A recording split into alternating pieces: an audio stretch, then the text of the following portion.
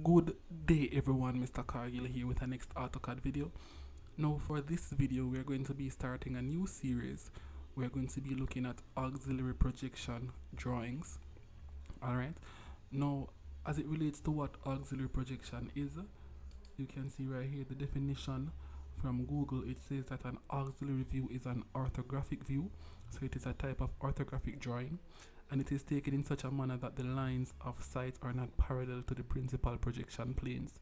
So what that means is that we're not going to be viewing things directly from above them, like we have the plan view here, or in front, like the elevation here, or from beside them. We're not going to be viewing things as from a 90-degree angle. We're going to be viewing things from different angles. So like right here, in this drawing, you can see that this is at a 45-degree angle. So this is a hexagonal based prism, and in this drawing you can see that we would be standing here and we would be looking at this from a 45-degree angle, and because of that the drawing would look like this, and this is the auxiliary projection for this hexagonal prism when you're viewing it from a 45-degree angle. Alright, so first things first, just like with all our other drawings, we're going to start with our plan view.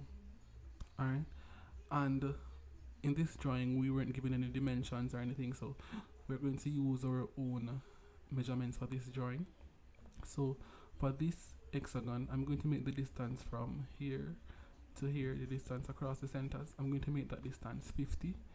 So let's go to AutoCAD. Let me first set my units, because I don't really want to be working with any decimals. So let me change the precision to 0. Everything else is set. This should be millimeters, international. Okay. Alright, so now I'm going to type polygon, and it says enter number of sides. Since it's a hexagon, it has 6 sides, so type 6 and press enter. It says specify center. I want it to be right here. It is asking me if I want it to be inscribed in circle or circumscribed about circle. Because the distance that I'll be using would be across the center, I'm going to choose inscribed in circle. Alright, and the distance I want is 50, so I'm going to use half of that, which is 25. So I'm going to type 25 and press enter. So now this entire distance should be 50. So let me go to utilities, measure distance, and see. So that's 50, so that's good. Alright, so now we have the plan view, so we're going to label the plan view. And as you can see right here, this says F and F1, A and A1, so on and so forth. Now the reason for that is this. For the plan view is when you're looking down on an object. So we would be looking down like this. This is the elevation. So if we're looking down here, you would have point A here and you'll have point A1 down here. But because you're looking down, they will seem as if they are the same point. Alright, so that's why it's like that. So let's label. Alright, so let me select text. Let me click the drop down and select a multi-line text. Just click a place and create like a little rectangle. Click again, and then the box is going to come up for you to type. So I'm going to just type AA1 and then I close that. Alright, so I'm going to do this. I'm going to click on this and make it a different color. Now if when you type your numbers you realize that when you type your letters, you realize that they are small, you can just click on the letter and type scale, SCALE, and press enter. Then click on them again and you can scale it up by whatever you want. If you want to make it 2 times bigger, you can type 2. If you want to make it 3 times bigger, you can type 3. If you want to make it smaller, you can type 0.5. If you want to make it half the size, and so on and so forth. But this is good, so I'm going to keep this the same size. Alright, so now I'm going to move this from here and I'm going to bring it down here. So let me just turn off ortho. Good. Nice. Alright, so what I'm going to do now is instead of writing different letters as I go, I'm just going to copy this one for all 6 points, and then I change it because it's easier when you do it that way. Alright. So let's copy this.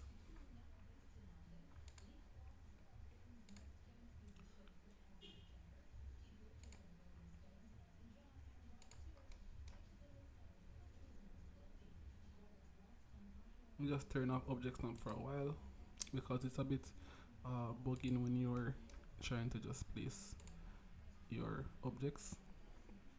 Alright, good. So now that we have that, what we are going to do now is to give these letters the actual correct value. So this is AA1, right here we have BB1. So let's do that. Then this is CC1.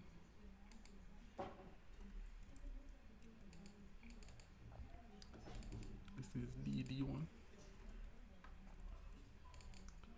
This is EE1. And then this is FF1. Alright, good. So there we have our hexagon correctly labeled. So the next thing we're going to do is this. We're going to draw this XY line here. Alright, and then we're going to start the elevation above that XY line. So right here we can make this any distance. We just have to ensure that whatever distance this is that same distance, and this is that same distance. So we're going to use 20 millimeters for that distance. So I'm going to select a line. I'm going to come right here. Let me turn on back object snap and ortho. I'm going to come right here. I'm not going to click anything. I'm just going to bring my cursor up slightly above this. And I'm going to type 20 since I want to start my drawing 20 millimeters above that. So I'm going to type 20, and from there I'm going to draw a horizontal line over here. No specific distance. Just ensure that it passes right here. So bring that out. Then I'm going to click on this and I'm going to extend this out. Alright. And once I have that now, I'm just going to bring up some lines. Alright. No specific distance for right now. So I'm just going to bring up a bunch of lines from each of these points. So lines from here. Also from here. Now this line will come from C as well, but since C and E would be at the same point, I can just draw it from here instead of drawing it all the way from C through the hexagon. Alright. Also let me bring up from F. F and B would be on the same line. And let me bring up this as well. Alright, good. So now the elevation is to be started 20 millimeters above the XY line as well. So let me label this line XY. Let me just, instead of typing again, let me just copy this. Let me turn off ortho. Yeah, so this is X and then the other part is Y.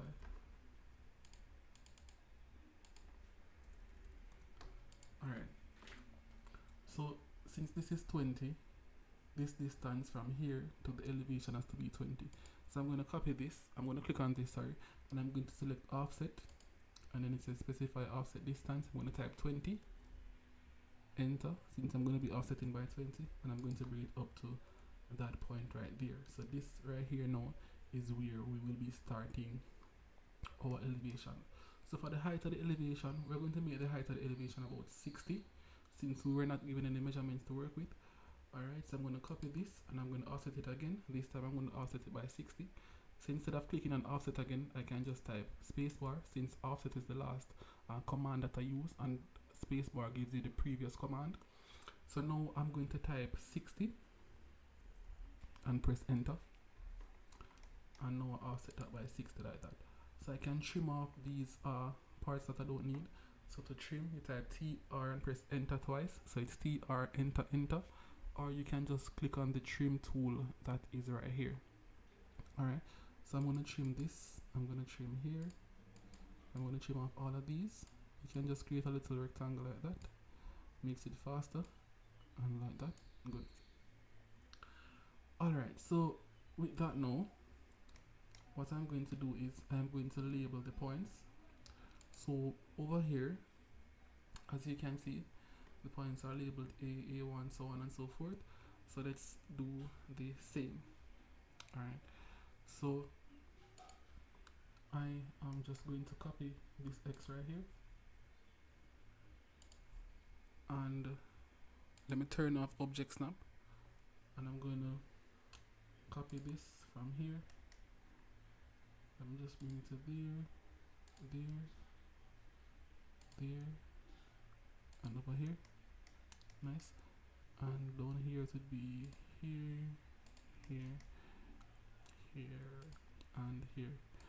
This is just my method of labeling because to me this works faster. If you think it would be quicker for you to just type each letter as you go instead of doing one thing and then changing it, then you can do that as well if you think that would work better for you. Alright, so this is A, this is B, this is B and F because B and F would be on the same lines. So B and F. Alright, so this would be B and F. So this would be B space F. Yeah, so B and F.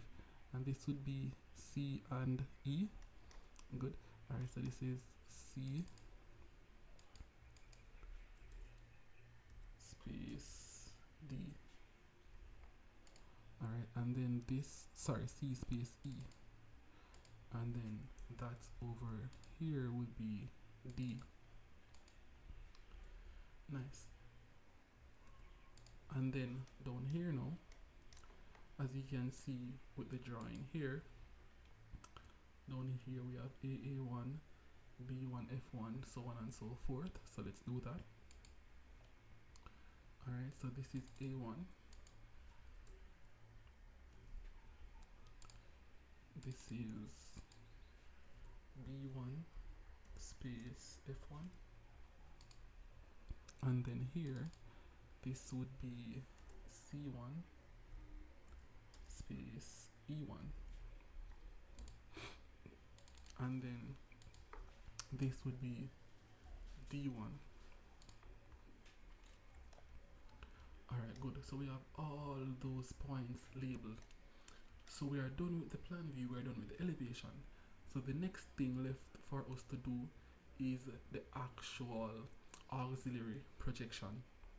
Now, when you look at this, as you can see, this right here, this distance, this line is drawn at a 45-degree angle, as you can see right here. And this H here is this distance. So whatever this distance is, this has to be the same distance. And this H1 is H1 over here. So this height here, it has to be the same height over here.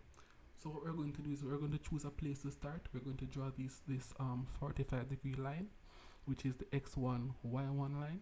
And then we're going to project these lines out at 45 degrees from all these points. Alright, so let us do that. So I'm going to select a line. And I'm going to go to right here to polar tracking. So I'm going to click on polar tracking. I'm going to click on the drop down arrow.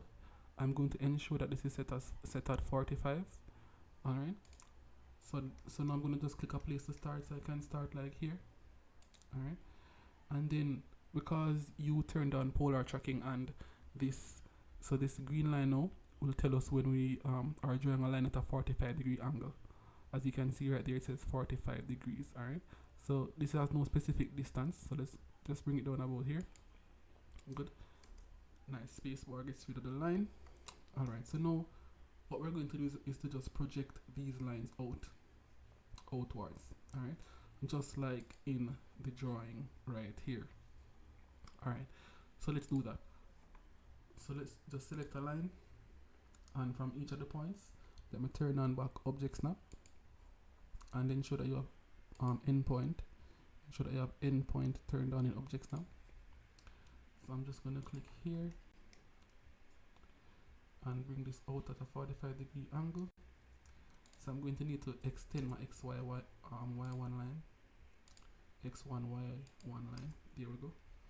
Alright, and then now this line shifted. I don't think this is still 45. Let me just undo that by clicking undo right here. Good. So now let me extend this.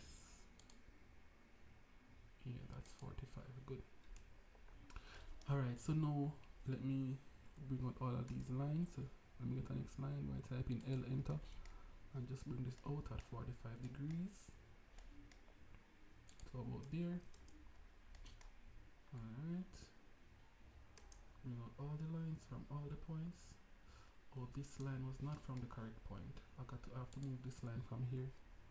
Let me just move this from here and bring it where it should be, which is right here. That means that this would be changed right here, so I have to fix this. So let me just bring this out a bit. Alright, so let me just bring that out, and then once I bring that out, let me bring this up. Good. And trim off that piece.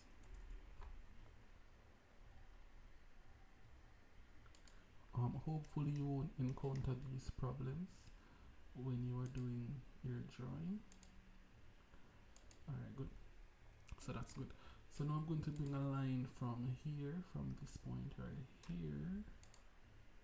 I'll bring this down to there. There we go. Alright. So from here I'm going to draw a line. And this is going to be drawn at a 45-degree angle. So just bring that out at a 45-degree angle. Same thing for this point right here at BB1. Alright, bring that out at a 45-degree angle. Do the same thing for CC1. Bring that out. And then for D1, click on that point and bring this out as well.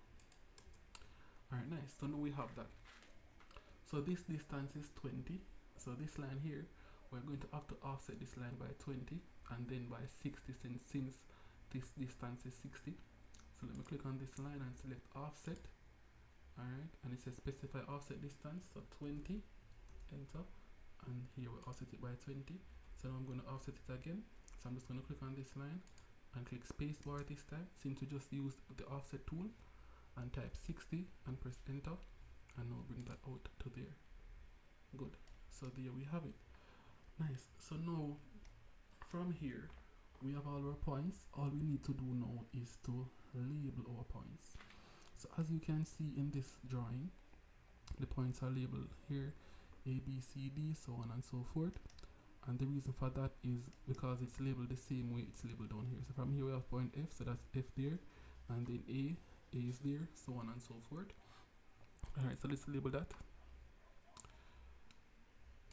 So the first point here would be point F. So let me just copy the letter D right here. So let me just select the copy tool, copy it from here and bring it to this point, since this will be our first point. Alright, here. Good. I'm going to rotate this by 45 degrees since I want it to be in line with the drawing. So I'm just going to select the rotate tool here. I'm now going to click on this. It says specify rotation angle. I'm going to select 45. Select 45. Press enter, and there we go. Alright, so let me just move this from here and bring it down a bit to like there. Nice. Alright, so now I can copy this. So I'm going to click on this D here, and I'm going to select the copy tool. Alright, so copy that from there. Let me bring it to this point, bring it to that point. Let me turn off object snap, bring that there, bring that there, bring that there, and also here. Yeah, good. We're going to have it down here. It's going to be at this point. Alright, now let me just leave it like that for now. Alright, so this is F. This would be F because as you can see down here, this is from FF1. Alright, so F is at the top. As you can see, F is at the top here. So this right here would be F. The second point, as you can see, is from A here, and then the third is E, so on and so forth. Alright, so this here now. So the second point right here would be A. Good. And then the third point is E, this line right here. So let's change this to E. The fourth point, which is here, is B, followed by D, and then C. So it's BDC. So let's change this to B.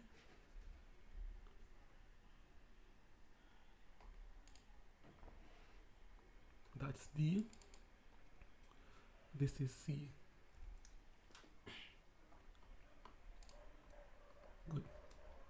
So now let's do the rest. So right here, this would be in the drawing. You can see F1, A1, so on and so forth. All right, nice. So let's do that as well. So let me just copy this F from here and bring it down to this point. Good. And let me just edit this and change it to F1. Nice. So now I can just click on this and I can just click on that and copy it from here. Copy to there, this point. Copy to here, here, and here. Alright. And if you're just trying to find out about auxiliary projection itself and not auxiliary projection like necessarily in AutoCAD, then you can just skip through the labeling and the numbering and stuff like that and just focus on the drawing itself. Alright, so now this is A1 and the third point was E, so this is E1 followed by B, so B1 over here is D, so that's D1, and then we have C1. Alright, so that's properly labeled. So now all we need to do is to brighten our lines, and I'm going to brighten the lines using a yellow color. Alright, so let me just select a yellow. Good. Alright, so let me select a line here and let me turn on back object snap. So the F, if I'm looking from this point, I'll be seeing point F, so F would be brightened. So let me brighten F from here to here. Alright, and the top here would be brightened as well. So would the point from C as well. So here, all the way back to here. Alright, nice. Alright, so with that, if I'm looking from here, from this distance, from this point here, I would be seeing point A. So point A needs to be brightened as well. So let me do that. Let me just use a yellow line here. Nice. And for, let me delete this line. For the point from E, since I'm looking from here, I wouldn't necessarily be seeing E. So E I would have to represent that with a broken line. Same with D. So E and D would be broken lines. So before I do that, let me just do B, since I would be seeing B if I'm looking from this point. Alright, so B here, here. Nice, this is B. Alright, so let me just brighten this. Alright, so now for these lines here, I'm going to change these lines to construction lines. I'm just going to make them light lines. Alright, so I'm going to give them a lighter color. Alright, all these lines here, let me give them a lighter color. Well, a darker color actually. Alright, so there we go. So now the next thing we're going to do is to make E and B broken lines. I'm going to come over here, I'm going to click on bilayer. I'm going to click on other.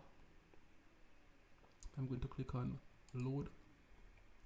And I'm going to click on ISO dash since I want a broken line, then click OK. Select ISO dash, click OK. Now, if it's not selected, I can just go back here and select ISO dash. Now I can draw my broken lines.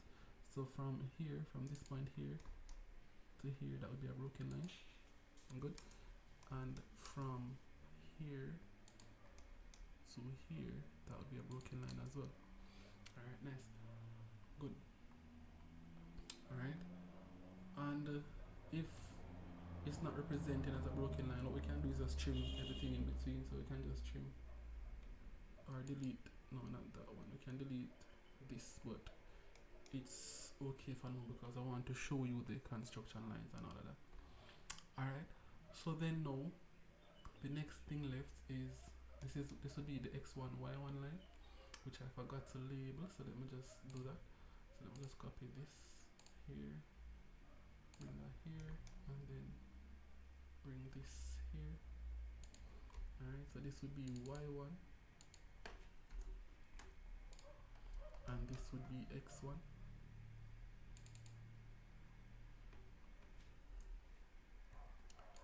Nice. Alright, so we're going to make this yellow as well. Good. So we're also going to make all of these yellow. Well, let's make this yellow and make this yellow. Let's change that to yellow, and then let me just make this yellow by doing this. Oh, let me change that from broken line and select continuous. Good. And then let me do that,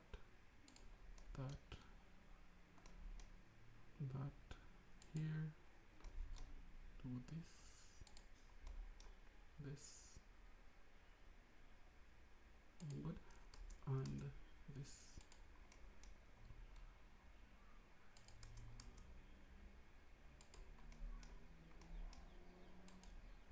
Nice. Alright, so there we have it. This is the auxiliary projection for this figure right here. Alright, so we use our own measurements, so that's why this looks a bit shorter than ours. So this is how you do an auxiliary projection for a hexagonal based prism if you're looking at it from a 45-degree angle. Alright, so thanks for watching. I hope you learned something new. I hope this video helped, and you can subscribe for more technical drawing and AutoCAD content, because we will be uploading more auxiliary projection videos. Once again, thanks for watching, and do have yourself a wonderful day.